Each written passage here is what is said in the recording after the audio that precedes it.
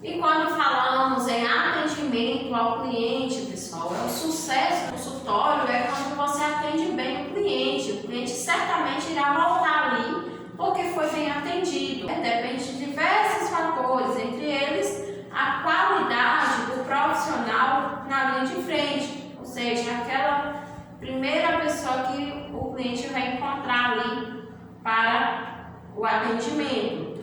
Então, quando o paciente chega ao consultório, além de ter algumas impressões do ambiente, também sente algo com a imagem que o atendente do consultório transmite, né? Além do ambiente ser aconchegante, o atendente também precisa fazer um bom atendimento. E assim, ser humilde, ser esclarecedor, tirar as dúvidas daquele cliente ou aquele paciente. Isso tudo conta bastante. Se aparecer um cliente em uma hora assim que não foi marcada, vai tentar resolver da melhor forma possível, tendo cuidado para não atrapalhar o agendamento do outro, que já foi agendado, mas tenta fazer com que seja agradável para ele.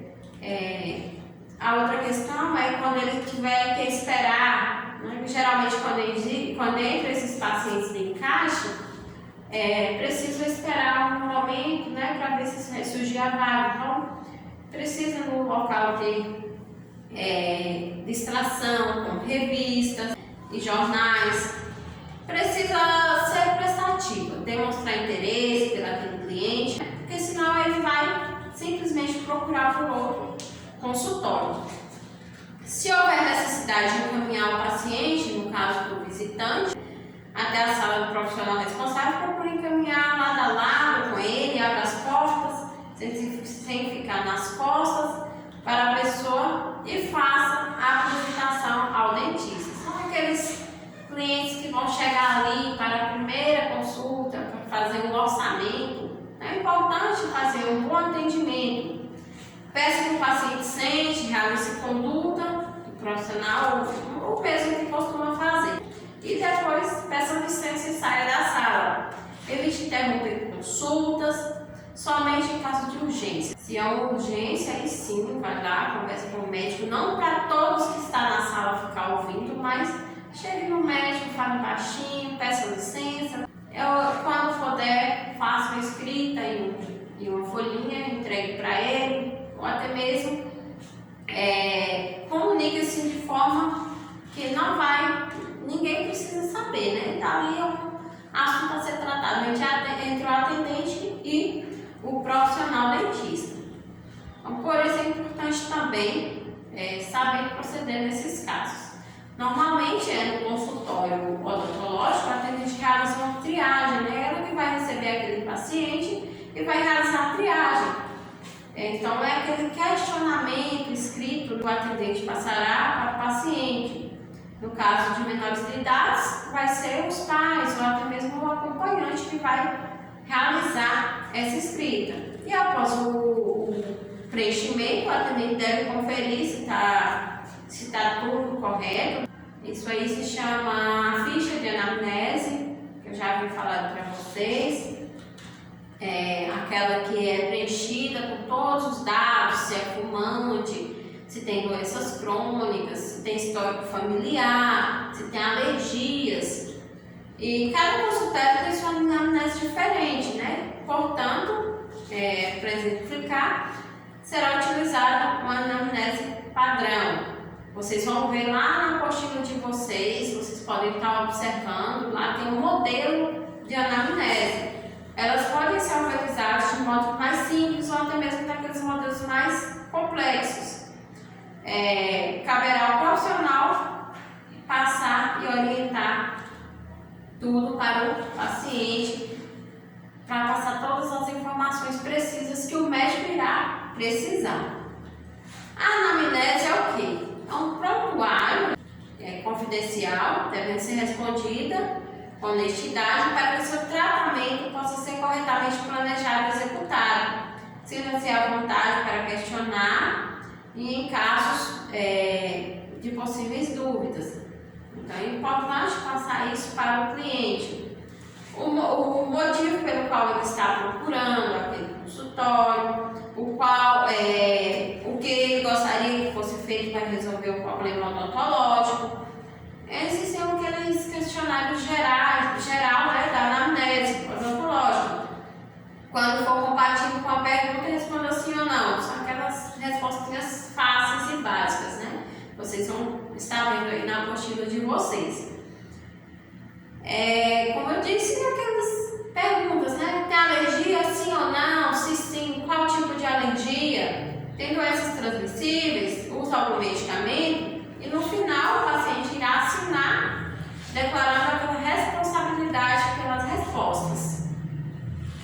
A ficha de anamnese é um documento muito importante para o dentista, porque ele irá visualizar todos com cuidado, né, tudo sobre o paciente, que é um documento que registra tudo sobre, como eu falei para vocês, alergias, doenças transmissíveis. E é importante ter um planejamento naquele atendimento.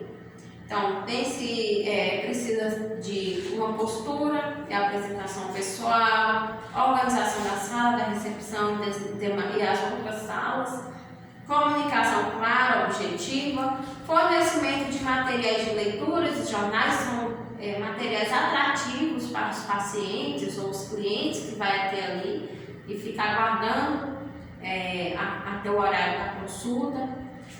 O acompanhamento do paciente, principalmente se for um visitante, saber lidar, prestar informações, agendar consultas, atender telefonemas, tudo isso é de responsabilidade do atendente de consultório odontológico. Contudo, o atendimento vai fazer com que o paciente veja aquele ambiente agradável, né? Ter sempre atenção, descrição e igualdade no tratamento, saber ouvir, saber tirar as dúvidas e saber também realizar uma triagem, ter todo aquele cuidado no atendimento. E a questão dos agendamentos de horário para o paciente, essa é uma função também bastante visível, que acontece bastante, né, com atendente de consultório odontológico, que é os agendamentos e horários. É muito importante, né, pois uma ligação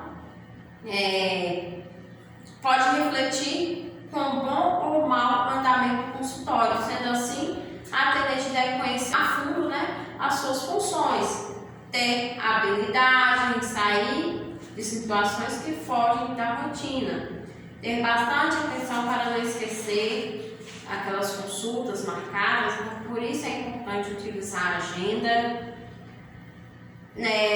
nome completo ao agendar, telefone daquele cliente, daquele paciente, porque você poderá facilitar na hora de desmarcar ou até mesmo na hora de lembrar o paciente daquela consulta. Verificar a agenda para evitar que seja, por exemplo, se eu marcar às 11 um paciente, então ter cuidado para não marcar o outro para as 11, porque aí pode ser constrangedor, né, para os dois pacientes chegarem no mesmo horário para ser atendido. É importante ter também esse cuidado. E os períodos como segunda tarde devem ser evitados. Por exemplo, venha segunda tarde. Não vai. Esse paciente não vai saber o horário que ele deve chegar ali. Poderá acontecer dele chegar no horário que está sendo atendido o outro. É importante, venha às 14h30, venha às 17h30. Então, isso é importante, ter esse controle no horário. E o cuidado ao dar uma resposta sem a certeza, principalmente nos casos dos encaixes, para encaixar o paciente. É importante ter esse cuidado. Não demorar mais de 30 minutos para dar a resposta para o cliente, no caso das confirmações, e retornar a ligação assim que possível, que conseguir o encaixe. Antes de confirmar o agendamento, é importante verificar a sua agenda, né? Antes de confirmar tudo, você precisa ter certeza de que não vai ter outro paciente para aquele horário. O atendente deve combinar com o dentista também para ver o horário, quanto tempo ele gasta para atender um paciente, para conseguir conciliar todos os horários, para não acontecer de o paciente esperar mais de 10 minutos para ser atendido naquele consultório. São alguns cuidados: perguntar sempre ao profissional antes de remarcar o paciente quanto tempo ele vai demorar naquele procedimento. Consultas em que serão realizadas modagens devem ser marcadas em horários em que o laboratório de prótese possa buscar o material no tempo adequado.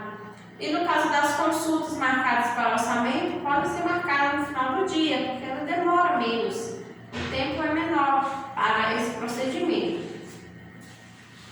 Nos casos de confirmação de consulta, são os procedimentos de agendamento que precisa daquela confirmação, aí vai precisar ligar no dia, faltando um dia, por exemplo, e perguntar ao paciente se ele vai à consulta. Se ele confirmar, ótimo.